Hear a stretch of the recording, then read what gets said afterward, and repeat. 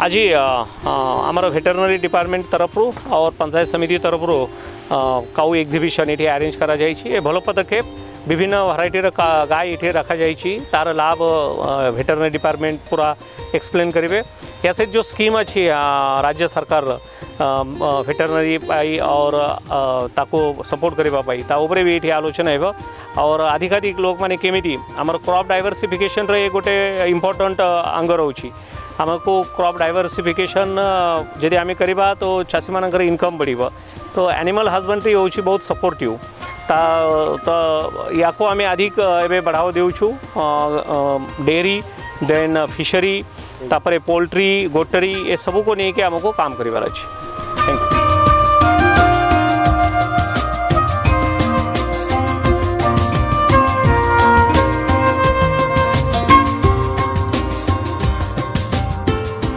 क्षीर मिल तो से क्षीर बिक्री करके आपको टंका मिल सेकंड गायर जो गोबर बाहर से गोबर हूँ जैविक सार से द्वारा आमर जो माटी अच्छे माटीर जो फर्टिलिटी अच्छे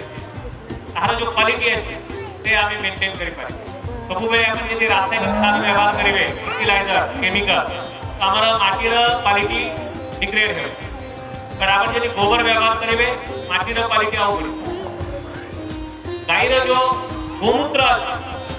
से कलेक्ट करके आप स्प्रे करेंगे भितर पेस्टिसाइड ये रोचे क्वालिटी रोचे गंजाम गोटे चाषी देखी से टोमेटो चाष करूला तार पाखे गुहाल था 3-4 गाय रखुला से रखुची तार जो गोमूत्र बाहर सब कलेक्ट करके से टोमेटो उपरे से स्प्रे करूँ द्वारा टोमेटो क्वालिटी बढ़ी गला टोमेटो उपरे जो पेस्टिसाइड आगुरी होता से एवं हो तो गाय गायर सब प्रोडक्ट लाभदायी क्षीर क्षीर जो निज परिवार क्षीर नीड आम मिटिगेट कर मार्केट रे क्षीर बिक्री कर तार जो टंका मिल द्वारा आम परिवार ग्रोसरी अन्य खर्चा चलो।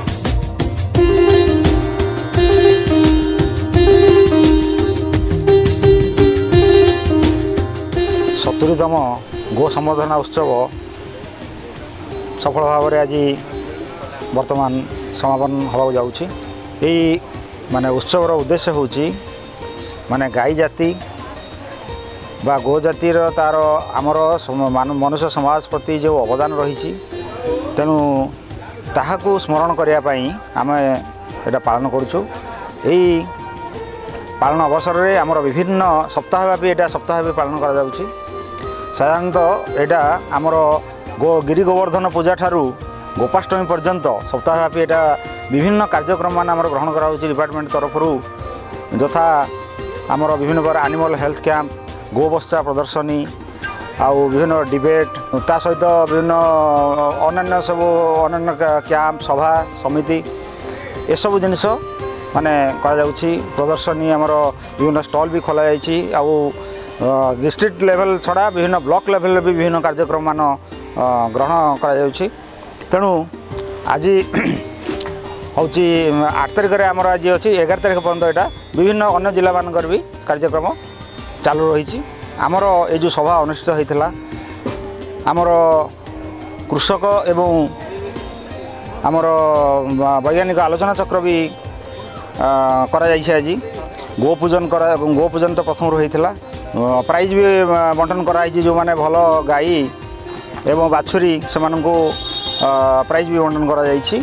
एवं विभिन्न सरकार विभिन्न जनकल्याणकारी कार्यक्रम मान यही अवसर रे चाषी भाई मान अवगत करा जाइछि जहाँद्वारा कि सेमाने तार लाभ उठे पारे यथा आमर MKY आमर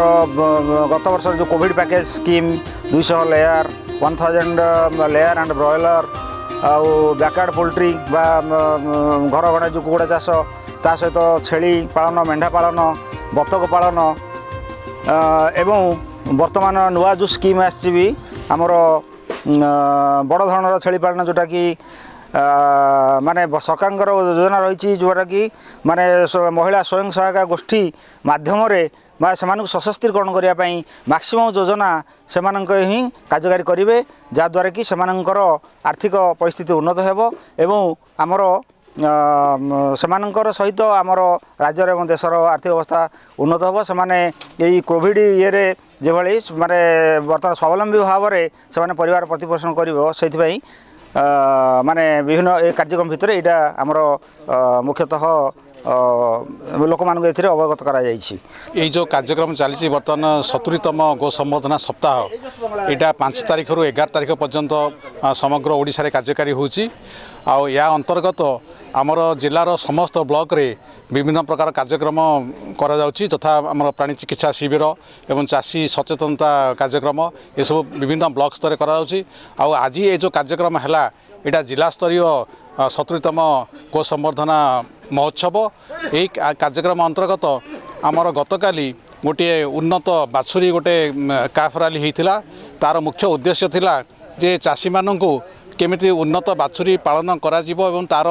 सचेतनता आमर वार्ता देवार थिला सेटा काली संपन्न होइतिला एवं आज मुख्य कार्यक्रम रे आमर सकाळ गोटे प्राणी चिकित्सा शिविर आयोजन कराइतिला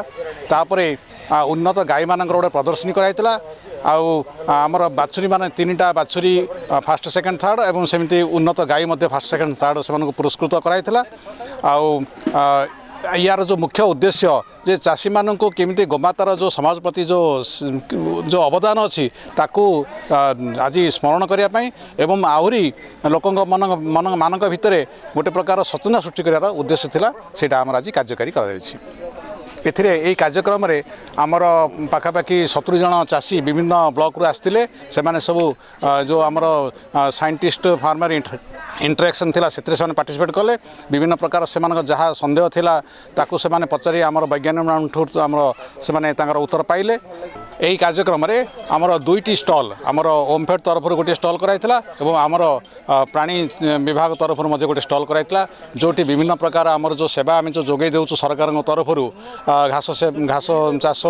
यथा अन्य सब स्कीम विषय से सब आज प्रदर्शन कराइथिला चाषी माने से गुडी स्टॉल बोली मध्य विभिन्न प्रकार ज्ञान आहरण करि पारथिले। समस्त चाषी भाई भौणी मान रिक्वेस्ट करूछि जे सेमाने एभलिया जेते आमर विभाग तरफ जेते तालीम प्रदान कार्यक्रम बा आमर सचेतनता शिविर किंबा हेल्थ कैंप एगुड़ा सब अनुष्ठान आयोजन कराउछि सेथिरे समस्ते अधिक अधिक से पार्टिसिपेट करंतु एवं नूतन ज्ञान कौशल आहरण करी तांकर प्राणी पालन क्षेत्र में कार्यकारी करंतु।